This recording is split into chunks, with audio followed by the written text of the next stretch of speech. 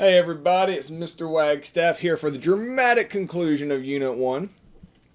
Alright, so yesterday we had been talking about how Rome had become the new kind of superpower at the time. One of the reasons that is because of this concept called the 12 Tables. So very similar to Hammurabi's Code, we had mentioned it again with the Ten Commandments, and now with the 12 Tables, it goes back to that concept that we've talked about this unit with the codification of laws. Like Draco's Code in early Greek Athenian culture, that having a codification of laws written down that apply to everybody equally, makes it a much stronger civilization. That happens in Rome, and you're going to see that here in one of the reasons that they become the strongest empire the world has ever seen is after this is because it kind of becomes a hub for a lot of really unique things that are going to take place. So we had talked about yesterday the aqueducts, which are a fantastic idea of being able to bring water in. Brings fresh water to a lot of places that normally wouldn't have it. It allows more food, allows for a larger population. And then once Rome here gets stronger, they spread out.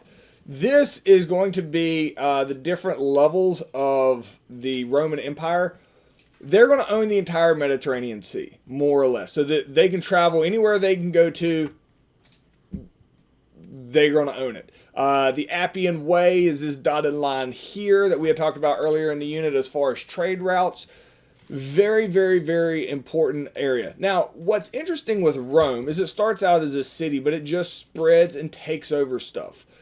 Rome, as they spread and they take people over, once they conquer a people, what Rome does that's different than other ones, instead of being subservient to Rome, you had the ability to become a citizen of Rome. And so the people they would conquer would eventually have the right to become part of Rome. And that sense of ownership really led people, kept people from rebelling for a very, very, very long time here in the Roman Empire. So Rome spread out and is able to take all this over. A lot of the Greek ideas are kept in the Roman Empire with their focus on education and things like that. So there's a lot more advancements that's going to take place. Now, Rome is constantly spreading their borders to get as big as possible. All right.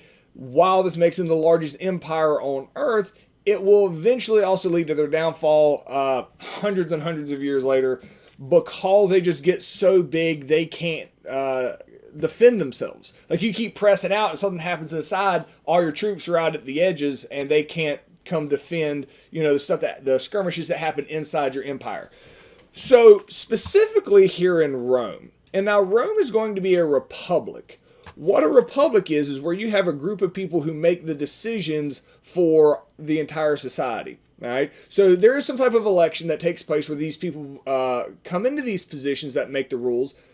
Greece was a direct democracy, which means the actual people got to vote on all the laws. Here in Rome, they're a republic, which means they have representatives, all right, that allow, that make the actual rules for the people. But those representatives are picked by the people. All right. So Rome, here in the center, most of the troops aren't in Rome. They're out all around the place.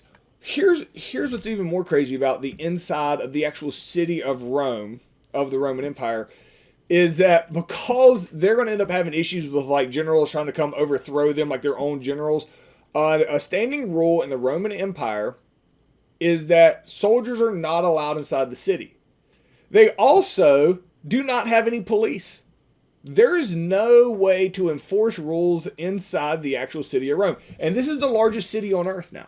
All right. So how in the world do you keep law and order? Now they have a very complex legal system, but it really caters to the wealthy for the most part, because if somebody wrongs you, you're responsible for having to pay somebody to go grab whoever wronged you and take them to court, and the courts will rule on it. All right. But as far as having a police, that wasn't a thing. So how do you keep riots and other crazy things from happening in Rome with no actual law enforcement that exists? All right. So here's how they do it. It's the Coliseums and Games. The Senate, the rulemaking committee, realizes that they're very susceptible to getting killed. Like, if the people get mad at them, they'll just go and stab you, and who's going to stop them? All right? You don't have a military inside the city. You don't have police inside the city. So what they do is they create this Coliseum. And I got a picture. I showed it to you in the last lesson. I'll show it to you again. This is a present-day picture. Probably taken maybe in the 1970s, 80s, or 90s, I would guess. So, I mean, it's present day. This Coliseum here is still here from thousands of years ago. These are all modern buildings and all this, but this is still here. Now, when it was built, it didn't look like this. It looked brand spanking new, and the circle went all the way around. The reason that it looks like it has fallen down, and it didn't fall down, they took part of it down, is we're going to get through a time period, and we're going to talk about it next unit, which is called the Dark Ages, where people were just very different from this time period. They needed stone. You know what had a whole bunch of good stone? This here Coliseum. So people just started taking stones off of it to build houses until they realized, hey, let's not do that because that thing's kind of cool. So that's why it looks half taken down, is because it did get taken down by people that were reusing these stones to go build other stuff. This Coliseum is super cool. All right, you could it would have sand here, and you could have fights and all types of stuff in here. You could have games in here. You could fill this thing with water and recreate naval battles with like little mini ships. You could pack in thousands of people in here, and then they could leave in a matter of minutes. It was an absolute amazing feature of the time period. Even the present day, we're amazed that they were able to make it. And they would always have something going on at the Coliseum. And it was free for anybody that lived in Rome. And you could go to this Coliseum and you could watch it. They would also give away bread. They'd give away food, like just nonstop. That's how the Senate kept order.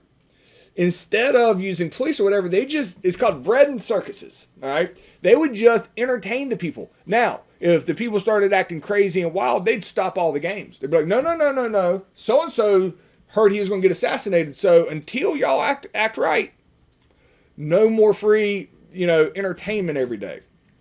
So this is very different than the way a lot of societies had done. And this wasn't how it was across the Roman Empire, just inside the one city of Rome, which is the capital of the Roman Empire. So the Colosseum was super, super common. There were all types of stuff there. You may have heard of like the gladiators going in here and fighting, which absolutely, that was like the big thing. You train these guys and then they go fight to the death. That did happen 100%, but that wasn't what happened every day, because you don't have that many like professional athletes that can go out there and do that. A lot of times it doesn't fight to the death. Sometimes it would, sometimes it wouldn't. A lot of what you're going to see in there, now they love bloody stuff. A lot of stuff that's going to be in the Colosseums are going to be stuff like public executions, randomly feeding bad people to lions. And a lion. The Roman Empire took over a place that had lions. So they bring a lion back, they put it in the Coliseum and let it go maul somebody to death, and everybody cheers. Like, there's a whole bunch of crazy stuff like that. There's also another stadium called Circus Maximus that had like chariot races. It'd be like their version of NASCAR of having races in a separate stadium. So this is really what Rome did for a long time to keep crazy stuff from happening inside their city. So again, Rome's right here, while their army is spread out all over here, and there's nobody really to defend the city of Rome while there's no war or anything. This is how they would keep control of the city, is they would just give all the people a bunch of stuff until they started acting crazy, and then they'd take it away until they started acting right again. So that was where the famous stuff comes from the Colosseum. This is a very famous painting that is one of the only paintings that give us a bunch. Let me move myself over here. So this painting is what led to the lore of what might have happened. So this gladiator in this painting has defeated this person who's still clearly alive, with the arm raised, and he is looking up at the Senate, could be up here, and they're doing thumbs down. The interpretation of this painting is that means they want this gladiator to kill this guy. If a thumbs up might be, hey, release him, and good job. Thumbs down means execute him. That is the interpretation of this painting. There is no recorded evidence that that is a thing that happened. However, the painter here, the guy who painted this painting, had actually been to these Colosseums, had been to the Coliseum and had seen these fights. So the fact that he painted it and it looks like this is the rendition that we're going to have, and the idea that leads us to believe that this is a legit thing, and why that lore has lived on, that that could have been legit. But this is really the one thing that leads us to believe that. So the question is, why did the leaders of Rome feel they must entertain the people in the city of Rome? How did it benefit the leaders? We've been talking about that here for the first part. So answer this. Always, as always, feel free to pause me. All right. Roman government. So we had the Senate, and the Senate is a republic. Now, Rome only had one real nemesis, enemy, civilization that would challenge it. And so this is Rome right here in the boot. All right, present day this is called the country of Italy. The city of Rome still exists. This is North Africa. All right. So North Africa, on the other side of the Mediterranean Sea, there is a city called Carthage. They fight a couple times. There's a super intricate story, and I have to decide, do I want to spend an hour telling you about it or just simplify it? So I'll simplify it. So the leader of Carthage at the time, after he's beat a few times by Rome, trying to invade and take over Rome, is going to march a massive army all the way around. It goes off this map, and then back on the other side, all the way around here. And he's got the massive army with a whole bunch of elephants. Like that was the big, like he had elephants in his army that were just absolutely crazy, and marched all the way up here. And now there was a Roman army here. They weren't inside the gates of Rome, but there's an army down here. And his big old army's going to roll in here. And he took years to march all the way around to come into Rome and just annihilate Rome. Here's what happens, though.